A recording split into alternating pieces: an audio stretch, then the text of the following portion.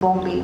She telephoned home to find out what was going on as an aunt called her about the affair.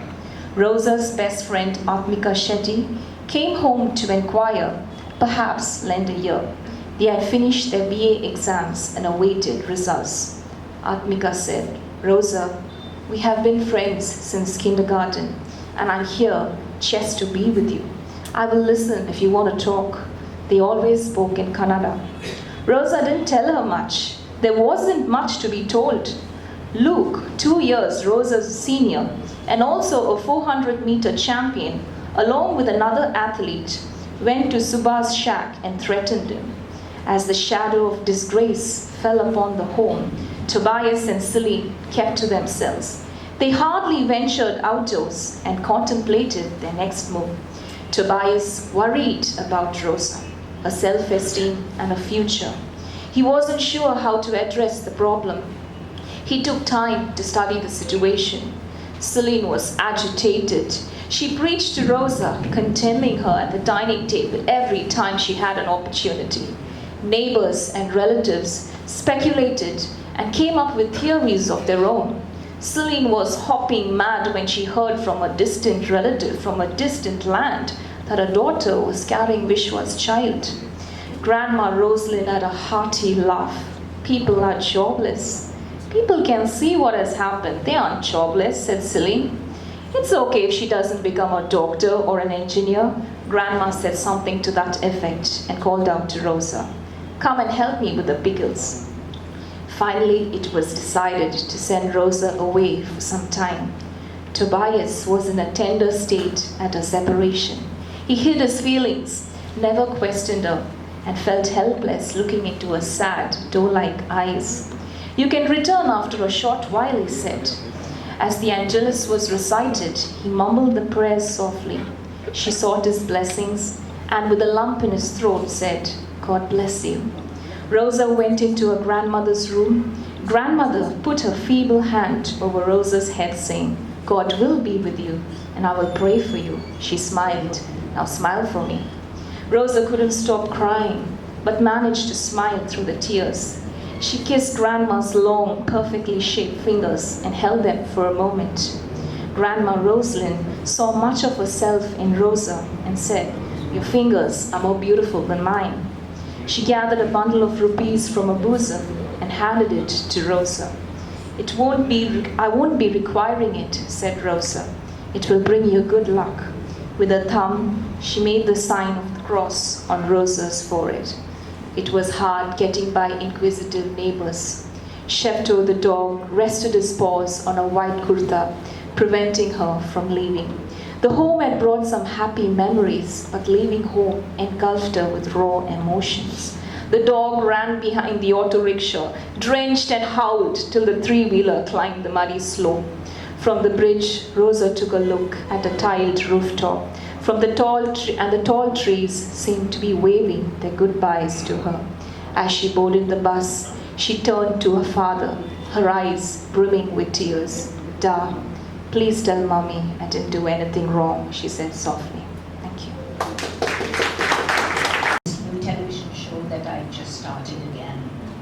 And so it was a kind of a pleasure really when Leslie said, "Would I do this?" So I thought, okay, let me try, okay? So please excuse any mistakes that there may be, anything that we say that's not acceptable. I'm sure you will understand. It is a first time for me. So Leslie gave me a copy of his book, and it was so simply written, and I could just about manage one chapter every night. And it was really pleasant reading. I told him that as well. It was just so simple, the whole thing. And you could see that for when she was doing that reading. Leslie, thank you first of all for actually asking me to do this. Is your mic working, Les? Hello? Yeah, it's working. Thank you. Okay. So thank you very much, Leslie. Let me get into it straight away. Smoke on the Backwaters. What an interesting title. It kind of strikes you. What the hell is he talking about? What is he talking about? So I'm going to ask you, tell me what I are know you talking people have been about? asking me this smoke on the backwaters about deep purple and all that.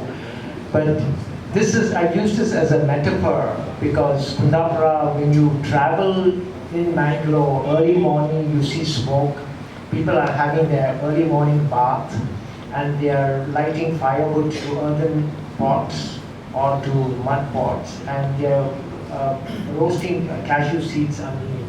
So you see the smoke all over the place, and I've used this as a metaphor because of there's still smoke in the backwaters from where she is and the problems that people she has created, but it's actually that she's not created, the people have created. So this is, I thought this would be the appropriate title for my.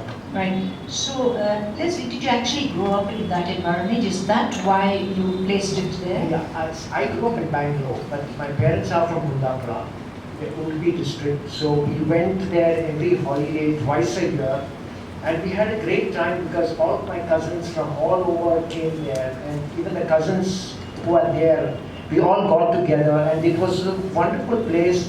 There was so much of innocence, there was so much of laughter, joy. As children, we just played around the backwaters. And it's just that Kundapura and the whole South Canada has excellent backwaters. It's just that it's not been developed. People really don't know much about it. People come to Bangalore and they go straight to Kerala, to the backwaters there. So, but the backwaters are very pristine, very calm, beautiful there. So, it's part of my childhood thing.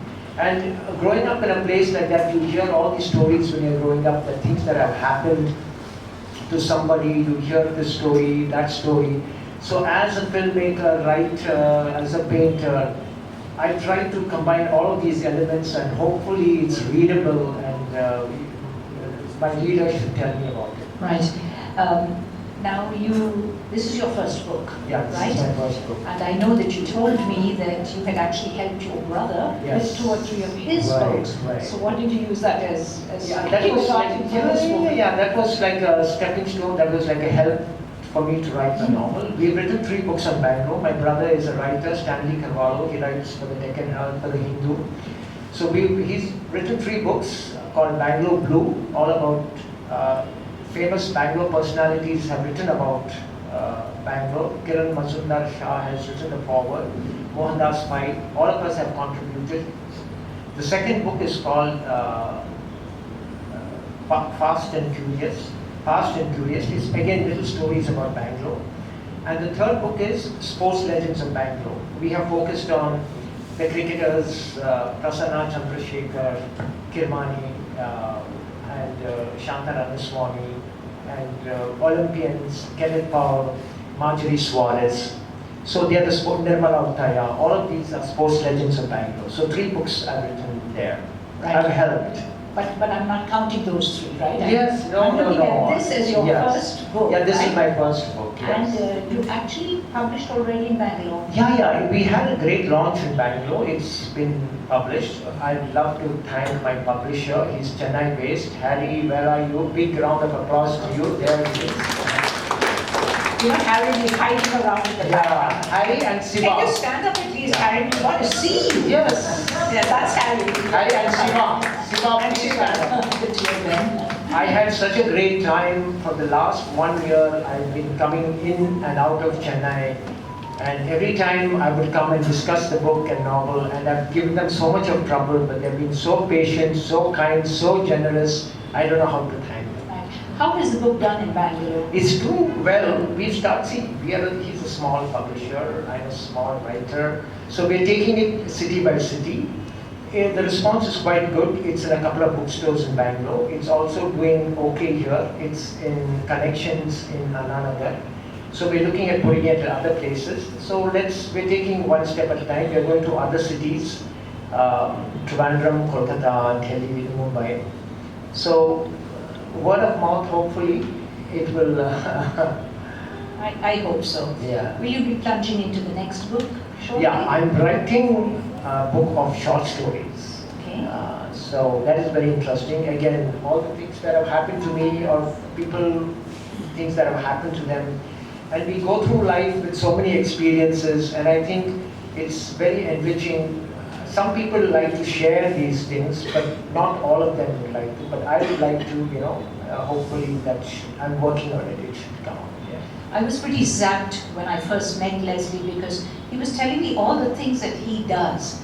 I mean, he's an author, he's a filmmaker, he's an artist, he teaches German, and he forgot to say, I think, about his tennis club.